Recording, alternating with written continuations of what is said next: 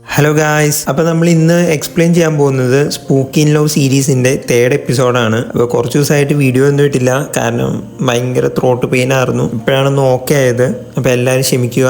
എല്ലാവരുടെ കമൻസ് കാര്യങ്ങളൊക്കെ ഞാൻ കണ്ടായിരുന്നു. നിങ്ങളുടെ സപ്പോർട്ടിന് വളരെയധികം നന്ദി. ഞാൻ ഇനി എന്തായാലും കൺസിസ്റ്റൻ്റ് ആയിട്ട് വീഡിയോ ഇടാൻ തന്നെ ശ്രമിക്കുന്നതായിരിക്കും. അപ്പോൾ നമുക്ക് നേരെ എപ്പിസോഡിലോട്ട് പോയാലോ. അപ്പോൾ ഈ വീഡിയോയുടെ ടാർഗറ്റ് എന്ന് പറഞ്ഞാൽ വെറും ഒരു 50 ലൈക്കാണ്. അപ്പോൾ എല്ലാവരും ഒന്ന് ലൈക്ക് ചെയ്ത് സപ്പോർട്ട് ചെയ്യുക. അപ്പോൾ വീഡിയോ ഇഷ്ടപ്പെട്ടാൽ സബ്സ്ക്രൈബ് ചെയ്യാനും മറക്കല്ലേ. അപ്പോൾ നമുക്ക് കഥയിലോട്ട് പോകാം. അതേപോലെ ഒരു കമൻറ്റ് കാണുകയുണ്ടായി, കാരണം വീഡിയോസ് ആയിട്ട് ഇട്ടാൽ കുറച്ചും കൂടെ നല്ലതായിരിക്കും കണ്ടിരിക്കുന്നവർക്കെന്ന്. സാധാരണ സ്ട്രൈക്ക് ക്ലെയിം കിട്ടാതിരിക്കാൻ വേണ്ടിയാണ് ഫോട്ടോസ് മാക്സിമം യൂസ് ചെയ്തത്. ഈ വീഡിയോയിൽ കുറേ കൂടെ വീഡിയോസ് ഇൻക്ലൂഡ് ചെയ്യാൻ നോക്കാം. ക്ലെയിമോ സ്ട്രൈക്കോ വന്നില്ലെങ്കിൽ നമുക്കിത് കണ്ടിന്യൂ ചെയ്യാൻ നോക്കാം. കഴിഞ്ഞ എപ്പിസോഡ് കണ്ടതുപോലെ തന്നെ വെള്ളത്തിലോട്ട് ചാടി കഴിഞ്ഞിട്ട് അവിടെ വെള്ളത്തിൽ ഇവരങ്ങോട്ടും ഇങ്ങോട്ടും കെട്ടിപ്പിടിക്കാൻ പാകത്തിന് എന്നിട്ട് നോക്കുമ്പോൾ ഒരു ഡെഡ് ബോഡി കിടക്കണാണല്ലോ കാണുന്നത്. അവിടെ നിന്ന് തന്നെയാണ് ഈ വട്ടം കഥ തുടങ്ങുന്നത്. എന്നിട്ട് അവളെങ്ങനെ മരിച്ചതെന്നും കാണിക്കുന്നുണ്ട്. കാരണം ഈ ബോസ് ഡിസൈൻ കട്ടെടുക്കുന്നത് ഇവള് കണ്ടായിരുന്നു എന്ന് പറഞ്ഞാൽ CCTV-യിൽ.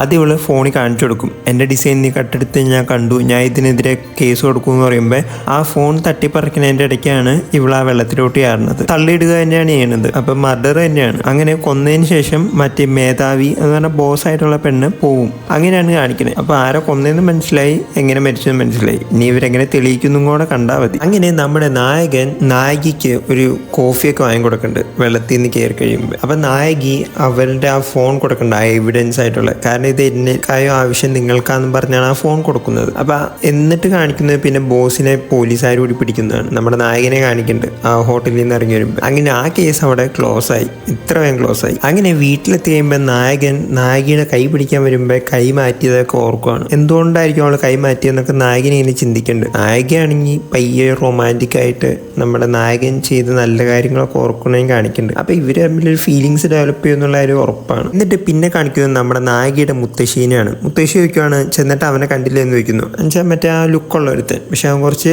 നെഗ്ഗാണ് കഥയിൽ മൊത്തം. അപ്പോൾ അവനെ കണ്ടില്ല എന്ന് ചോദിക്കുന്നു. ആ കണ്ടു എന്ന് പറഞ്ഞു. അവന് ഇഷ്ടമായെന്ന് ചോദിക്കുന്നു. അതിന് ഞാൻ ഇഷ്ടപ്പെടാൻ ചെന്നാലല്ലോ എന്ന് ചോദിക്കുന്നു.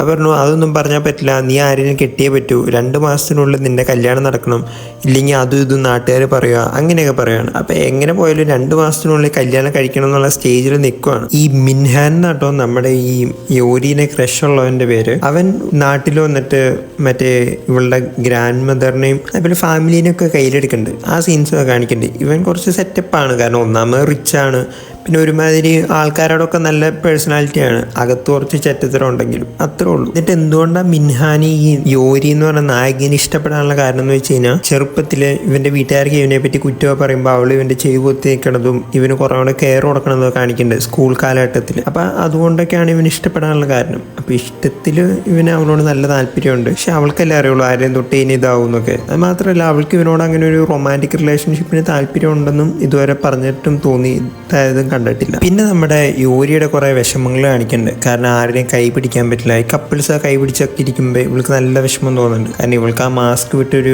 ലോകം ഇതേവരെ ഇവള് അനുഭവിച്ചിട്ടുള്ളായിരുന്നു. അതേപോലെ ഇവൾക്കെന്ന് പറഞ്ഞാൽ ഗോസ്റ്റുകളെ കാണാതിരിക്കാൻ പറ്റൂല്ല. അങ്ങനത്തെ ഒരു അവസ്ഥ ഒരു കേഴ്സായി മാറുമല്ലോ ഇവളുടെ ലൈഫ് മൊത്തം. അത് കാണിക്കണ്ട ആ വിഷമിക്കുന്ന സീനൊക്കെ. ഇവൾക്കൊരു ഗ്രൂപ്പിൻ്റെ ഒപ്പം ഇരുന്ന് ഫുഡ് കഴിക്കാൻ പറ്റില്ല, ആരുടെയും കൈ തൊടാൻ പറ്റില്ല. അങ്ങനെ ഒരു ഒറ്റപ്പെട്ട ഒരു ജീവിതം. അങ്ങനെ നമ്മുടെ നായകനും കൂട്ടുകാരും കൂടെ വെള്ളം അടിച്ചുകൊണ്ടിരിക്കുമ്പോൾ ഈ യോരി നായകി അപ്പുറം ഒറ്റയ്ക്ക് വെള്ളം അടിക്കുന്നുണ്ട്. അവളാണെങ്കിൽ അടുത്തുള്ള സീറ്റ് മൊത്തം ബുക്ക് ചെയ്തിട്ടേക്കുവാണ്, കാരണം ആരും വന്ന് അടുത്തിരിക്കാതിരിക്കാൻ. കാരണം അടുത്തിരുന്ന് അറിയാണ്ട് കൈ തൊട്ടാലോ എന്ന് ഓർത്തായിരിക്കും. അങ്ങനെ നമ്മുടെ നായകനോട് പറയുന്നുണ്ട്, ഈ പ്രോസിക്യൂട്ടറായിട്ട് ഞാൻ ഒരു ദിവസം കിടന്നിട്ടുണ്ടെന്ന്. എന്നുവെച്ചാൽ അവർ ബെഡ് ഷെയർ ചെയ്യണ കാണിക്കണ്ടല്ലോ. അപ്പോഴേക്കും ഇവൻ്റെ കൂട്ടുകാരൊക്കെ ഇവനെ കളിയാക്കിയിട്ട് അവളുടെ അടുത്തിട്ട് ചെല്ലാൻ നിൽക്കുമ്പോൾ ഇവള് പറയാണ്, ആരും അടുത്തിട്ട് വരരുതെന്ന് പറയുന്നു. എന്നിട്ട് ഇവൻ ചോദിക്കുകയാണ്, നീ എന്നെ ഒറ്റയ്ക്ക് വന്നിരിക്കണമെന്ന് ചോദിക്കുമ്പോൾ പറയാണ്, എനിക്ക് ഒറ്റയ്ക്ക് ഇരിക്കാനേ പറ്റുള്ളൂ, അങ്ങനെ ഇങ്ങനെയാണെന്ന് പറയേണ്ടത്. ഇവള് വെള്ളം അടിച്ചിട്ട് ഇവള് പകുതി മൈൻഡിലല്ല, കാരണം വെള്ളം അടിച്ച് കിറങ്ങിയിരുന്നാണ് സംസാരിക്കുന്നത് മൊത്തം. അത് കേൾക്കുമ്പോൾ നമ്മുടെ നായകന് കുറച്ച് വിഷമം തോന്നുന്നുണ്ട് ഈ അവസ്ഥ കാണുമ്പോൾ.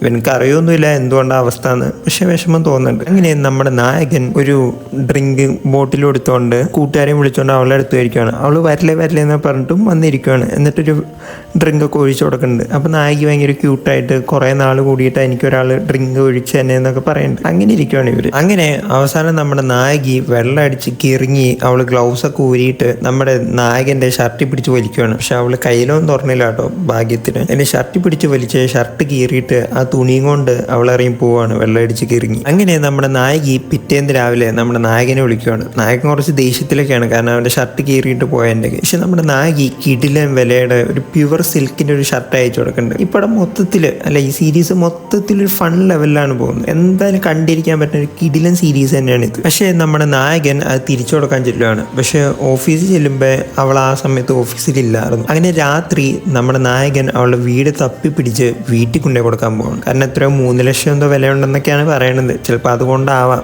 അല്ലെങ്കിൽ ചിലപ്പോൾ ഈഗോ പ്രോബ്ലം ആവാം, എന്താ നമുക്ക് കണ്ടറിയാം. അങ്ങനെ ഇവളുടെ വീട്ടിലെത്തുമ്പോൾ ഇവള് ചോദിക്കുകയാണ് എങ്ങനെ അഡ്രസ്സ് കിട്ടിയെന്ന് ചോദിക്കുന്നു.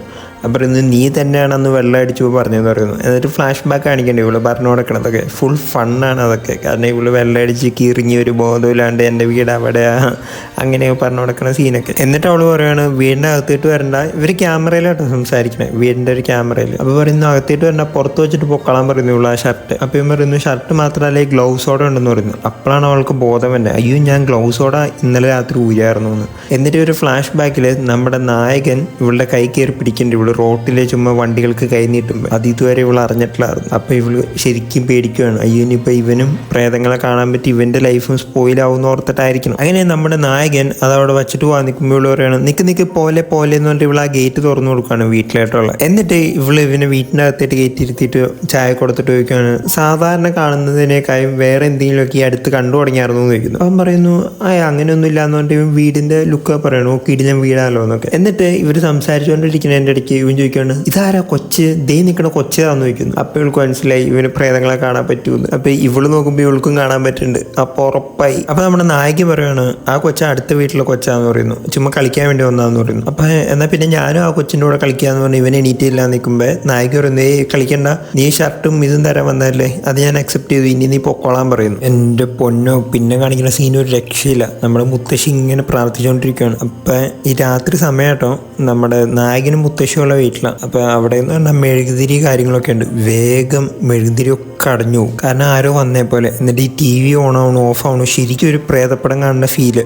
കാരണം ഇത്രയും നേരം ഫണ്ണായിരുന്നല്ലോ, വേഗം ഫണ്ണ് മാറിയിട്ട് ഒരു ഹൊറർ വൈബിലിട്ട് വരുവാണ് നമ്മുടെ എപ്പിസോഡ്. എന്നിട്ട് നമ്മുടെ നായകൻ നോക്കുമ്പോൾ ആ പയ്യൻ ആ വീട്ടിൽ കൂടെ കിടന്ന് ഓടുവാണ്. അവളുടെ വീട്ടിൽ കണ്ട ആ സെയിം പയ്യൻ. ആ പയ്യൻ ഇവൻ്റെ അടുത്തിട്ട് ഓടി വരികയൊക്കെയാണ്. കാരണം ഒരു പ്രേതത്തിൻ്റെ ആ സെയിം സെറ്റപ്പ് ചെയ്യും, വീട്ടിൽ നിന്ന് ഇറങ്ങി ഓടുകയൊക്കെ ചെയ്യുന്നുണ്ട്. എന്നിട്ട് ഇവളെ വിളിക്കുകയാണ് നമ്മുടെ നായകനെ, ആ പയ്യൻ എൻ്റെ വീട്ടിലോട്ട് വന്നേക്കണമെന്ന് പറഞ്ഞിട്ട് ഇവള് നേരെ നമ്മുടെ നായകൻ്റെ വീട്ടിലോട്ട് വരുവാണ് നമ്മുടെ നായകി. എന്നിട്ട് നായകനെ കുറച്ച് കള്ളൊക്കെ കൊടുക്കുകയാണ്, നീ ഓക്കെ ആന്ന് ചോദിച്ചു. അപ്പോൾ ഇതന്നെ കള്ളൊക്കെ തന്നെ ഓക്കെ ആക്കാമെന്ന് ചോദിക്കുന്നു. അപ്പോൾ നീ ശരിക്കും ഓക്കെ ആണെന്ന് ചോദിക്കുന്നു. അപ്പോൾ ഓക്കെ ആയെന്ന് പറയുന്നു. എന്നിട്ട് ഇവള് നായകനോട് പറയുന്നു അത് പ്രേതാന്ന് പറയുന്നു. അപ്പോൾ ഞാൻ പറയുന്നത് ചുമ്മാ കളിക്കില്ലേ എന്നൊക്കെ പറയുന്നുണ്ട്. പക്ഷെ പിന്നെയും പറയുമ്പോൾ ആ പേടിച്ച് ഞെട്ടി തലകറങ്ങി വീടുവാണ് അവിടെ. അങ്ങനെ രണ്ടുപേരും കൂടെ ആ പയ്യനെ വീട് മൊത്തം സെർച്ച് ചെയ്തുകൊണ്ടിരിക്കുകയാണ് അവൻ എവിടെയാണെന്നുള്ളത്. അങ്ങനെ അവസാനം രണ്ടുപേരും കൂടെ തപ്പി ആ കൊച്ചിനെ കണ്ടുപിടിക്കുകയാണ്. അപ്പോഴാണ് നമ്മുടെ എപ്പിസോഡ് തീരുന്നത്. ഇപ്പം എന്താ വന്ന് നിൽക്കുന്നത്, രണ്ടുപേർക്കും പ്രേതങ്ങളെ കാണാം. കാരണം ഇത്രയും നാൾ അവൾ ഒറ്റയ്ക്കായിരുന്നു പ്രേതങ്ങളെ കാണുന്നതൊക്കെ. അപ്പോൾ ഇനി മുതൽ ഇവയ്ക്ക് രണ്ടുപേർക്കും അങ്ങോട്ടും ഇങ്ങോട്ടും സംസാരിക്കാൻ, രണ്ടുപേർക്കും കൈകൾ കൂട്ടിപ്പിടിക്കാം, എല്ലാം ചെയ്യാം. കാരണം രണ്ടുപേർക്കും ഇപ്പോൾ കണ്ട് ഒരു പരിചയമായി തുടങ്ങിയല്ലോ. ശരിക്കും പറഞ്ഞാൽ ഇവൻ ശരിക്കും പേടിത്തൊണ്ടനായിട്ടല്ല ഫസ്റ്റ് എപ്പിസോഡിലാണ് കാണിക്കുന്നത്. അപ്പോൾ ഇനി ഇവൻ്റെ ലൈഫ് എത്രത്തോളം പേടിപ്പെടുത്തുന്നതാണെന്നൊന്നും പറയാൻ പറ്റില്ല. അതേപോലെ ഇനിയിപ്പോൾ ഇവർ തമ്മിലൊരു കണക്ഷൻ ബിൽഡ് ചെയ്യാൻ ഭയങ്കര ചാൻസ് കൂടുതലല്ലോ. ഇത്രയും നാൾ പോലെയല്ലല്ലോ, രണ്ടുപേരും സെയിം ഒരു എൻവയോൺമെൻറ്റിലോട്ട് വന്നേക്കുമല്ലോ. അപ്പോൾ ഇനി എന്തൊക്കെ നടക്കുമെന്ന് അടുത്ത എപ്പിസോഡുകളിൽ അടുത്ത് തന്നെ ഇറങ്ങുമെന്നാണ് കേൾക്കുന്നത്. അപ്പോൾ ആ എപ്പിസോഡ് ഇറങ്ങുമ്പോൾ തന്നെ അത് എക്സ്പ്ലെയിൻ ചെയ്യാൻ ഞാൻ ശ്രമിക്കാം. അപ്പോൾ വീഡിയോ ഇഷ്ടപ്പെട്ടാൽ ലൈക്ക് ചെയ്യാനും സബ്സ്ക്രൈബ് ചെയ്യാനും മറക്കല്ലേ. അപ്പോൾ ശരി എന്നാൽ.